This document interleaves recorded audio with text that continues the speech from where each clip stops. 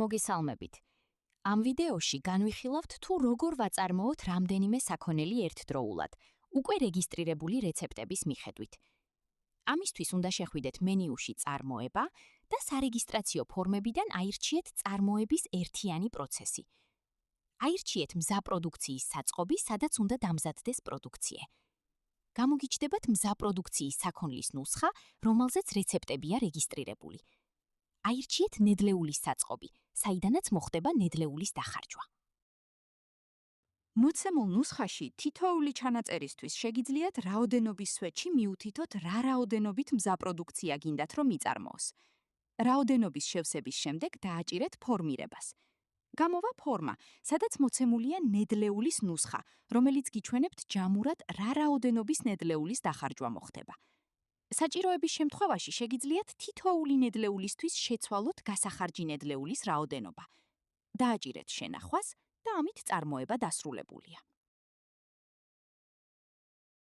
წარმოების დოკუმენტები, რომლებიც ახლახან შეიქმნა, შეგვიძლია ვნახოთ მენიუში წარმოება, წარმოებული საქონლის ნუსხა.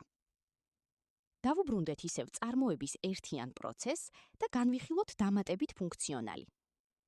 ახლიდან გავხსნათ წარმოების ერთიანი პროცესი და განვიხილოთ ნაშთის სვეტი. ნაშთის სვეტში მოცემულია მზა პროდუქციის რაოდენობა ფორმაში მითითებული თარიღის მდგომარეობით. გარკვეული ორგანიზაციის ტიპებისთვის გავრცელებული პრაქტიკაა, რომ ჯერ მზა პროდუქციის რეალიზაციას ახდენენ და შემდგომ აკეთებენ მის წარმოებას. ასეთ შემთხვევაში ნაშთის სვეტი ამავე ფორმაშივე გიჩვენებთ, რა რაოდენობით არის მზა პროდუქცია მინუსში. შეგიძლიათ ისევ ხელით შეავსოთ რაოდენობის სვეტი, ან სისტემამ ავტომატურად მიუთითოს ზუსტად ის რაოდენობა, რა რაოდენობაც უარყოფით ნაშთად გვაქვს.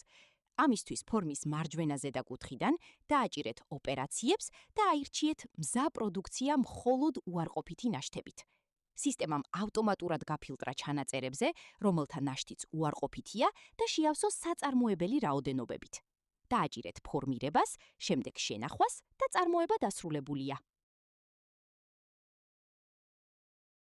ამავე ფორმაში თუ დავაჭერთ განახლების ხილაკს, ან ახლიდან გავხსნით წარმოების ერთიან პროცესს, ნაშთის სვეტში უკვე ვნახავთ განახლებულ ნაშთებს. რადგან უკვე წარმოება გავაკეთეთ ზუსტად იმ რაოდენობით, რა რაოდენობაც მინუსში გვქონდა, მიმდინარე ნაშთი გვექნება 0. წარმოების ეს ნაწილი ამით დასრულებულია. დაწვრილებით ინფორმაციისთვის შეგიძლიათ გაეცნოთ ვიდეოს აღწერაში მითითებულ ბმულს. გისურვებთ წარმატებებს.